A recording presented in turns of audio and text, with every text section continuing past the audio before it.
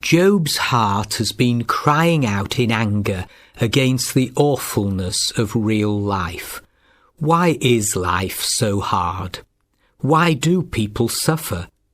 Job's mood must have fluctuated several times a day between humble submission to God's will, as in chapter 1 and 2, and anger at the seeming injustice of his suffering.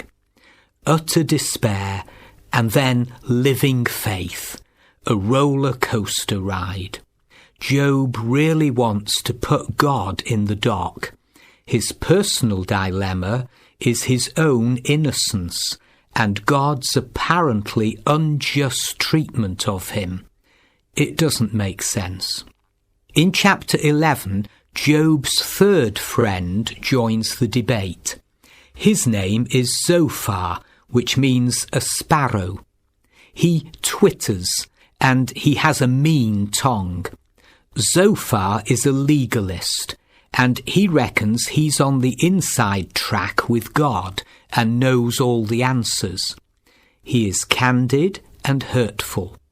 In verses 5 and 6, Zophar says, "Oh, how I wish that God would speak, that he would open his lips against you and disclose to you the secrets of wisdom, for true wisdom has two sides. Know this, God has even forgotten some of your sin." Zophar is insinuating that Job is being let off lightly. He even suggests that Job is lying when he says he's innocent. Surely God recognizes deceitful men. Verse 11. Zophar's problem is that he thinks you can pour life into a test tube and it will always come out a certain way. He's very dogmatic and provokes a sarcastic response from Job.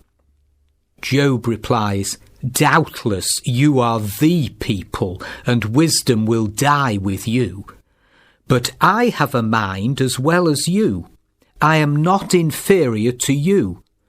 Who does not know all these things?" Job has been stung by the attacks of his friends and their insults. Eliphaz calls him a fool. Bildad called him godless. And Zophar said he had no more sense than a donkey. That's chapter 11, verse 12. The effect of their hostile counselling is that instead of leading Job to self-judging, he keeps on vindicating himself. As soon as he becomes defensive and justifies himself, he is not justifying God. Job says he has become a mere laughingstock, though righteous and blameless. He's fed up with the religious guesswork of his three colleagues, as is clear from chapter 13, verses 3 to 5. Job says, "I desire to speak to the Almighty and to argue my case with God. You, however, smear me with lies. You are worthless physicians, all of you. If only you would be altogether silent. For you, that would be wisdom." Job instinctively knows that God's not like the picture his friends are painting. He may not know what is going on or why, but he does know they are wrong. Job says, "Will you speak wickedly on God's behalf? Will you speak deceitfully for him?" That's chapter 13, verse 7. From Job, every now and then comes a great flash of faith. His circumstances are appalling. His skin is broken and festering. His friends wind him up, but suddenly he declares, "Though he slay me, yet will I hope in him. I will surely defend my ways to his face." That's verse 15. This is Shadrach, Meshach and Abednego faith. This is Job's response under enormous pressure. God is still my only hope. Job says he'll go into the presence of God and defend himself there. He'll lose his case, but he's not the only person who has wanted to tell God a thing or two in a personal encounter. How arrogant we worldlings are. One can understand Job's frustration when he asks for a showdown with God, but this isn't the wisest move. Job is angry, hurting, and frightened by the terrible things he has experienced. He wants to know, why do you hide your face and consider me your enemy? Verse 24.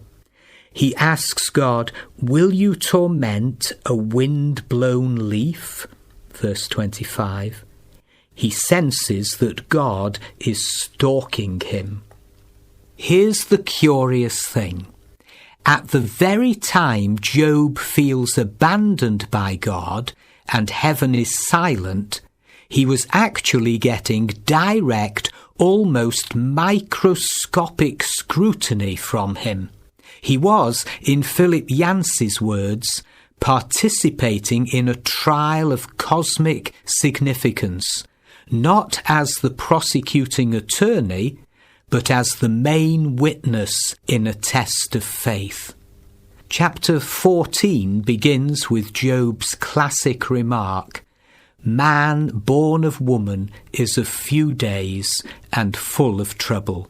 He springs up like a flower and withers away. Like a fleeting shadow, he does not endure. His feelings are all over the place. At times he wishes he were dead. If only you would hide me in the grave." Verse 13. The pain is so unbearable. At other times faith rises and he wonders, if a man dies, will he live again? All the days of my hard service I will wait for my renewal to come.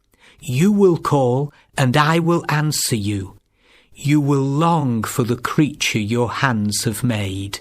Verses 14 and 15. Then his mood changes, and he accuses God of destroying man's hope. Verse 19. Self-pity resurfaces as he feels the pain of his own body and mourns for himself. Verse 22.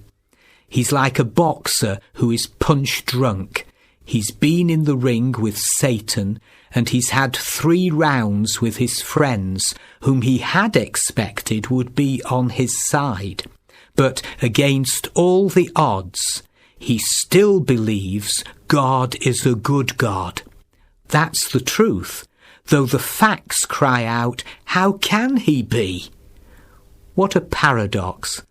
No wonder Job's story still speaks volumes worldwide 3,000 or 4,000 years after it was written.